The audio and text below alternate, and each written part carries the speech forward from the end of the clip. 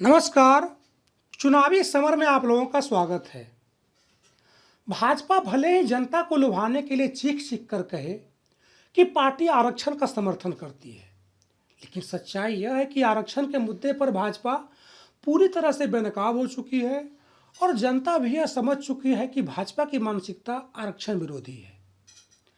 हालांकि चुनावों के समय दलितों और पिछड़ों को रिझाने के लिए भाजपा कभी कभी आरक्षण को लेकर भी गुणगान करते हुए नजर आती है। इन्हीं कारणों से आरक्षण से जुड़े एक मुद्दे पर सुप्रीम कोर्ट में फिर से सुनवाई हुई। आपको बता दें कि सरकारी नौकरी में अनुसूचित जाति और अनुसूचित जनजाति को पदोन्नति में आरक्षण को लेकर सुप्रीम कोर्ट में सुनवाई हुई, जिसके बाद कोर्ट ने फैसला सुरक्षित रख लिया।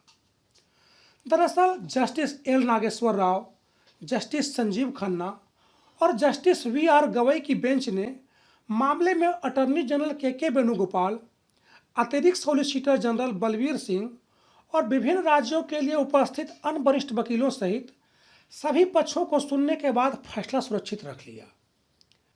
केंद्र ने पहले पीठ से कहा था कि यह जीवन का एक तथ्य है कि लगभग 75 वर्षों के बाद भी अनुसूचित जाति और अनुसूचित जनजाति के लोगों को अगड़ी जातियों के समान योग्यता के स्तर पर नहीं लाया गया है।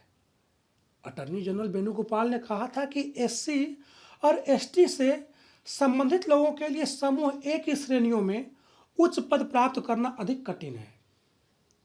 समय आ गया है जब शीर्ष अदालत को रिक्तियों को भरने के लिए एससी, एसटी और अन्य पिछड़ा वर्ग के लिए कुछ ठोस आधार देना चाहिए, जिस पर पीठ ने पहले कहा था कि वह अनुसूचित जाति और अनुसूचित जनजाति को पदोन्नति में आरक्षण देने के मुद्दे पर अपने फैसले को फिर से नहीं खोलेगी और कहा कि यह राज्यों को तय करना है कि वे इसे कैसे लागू करना चाहते हैं।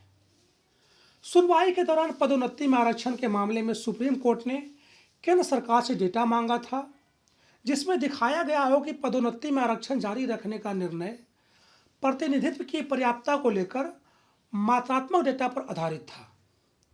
सुप्रीम कोर्ट ने केंद्र से पूछा था कि अनुसूचित जाति और अनुसूचित जनजाति के कर्मचारियों के लिए पदोन्नति में आरक्षण देने के लिए 2006 में नागराज मामले में संविधान पीठ के फैसले के अनुसार प्रतिनिधित्व की पर्याप्तता का पता लगाने के लिए उसने क्या अभ्यास किया। इस तरह सुनवाई के बाद सरकारी नौकरी में अनुसूचित जाति और अनुसूचित जनजाति के अधिकारियों और कर्मचारियों को पदोन्नति में आरक्षण को लेकर दायर याचिकाओं पर सुप्रीम कोर्ट ने फैसला सुरक्षित रख लिया। अब देखना यह है कि कोर्ट इस मामले में क्या फैसला सुनाती है। धन्यवाद।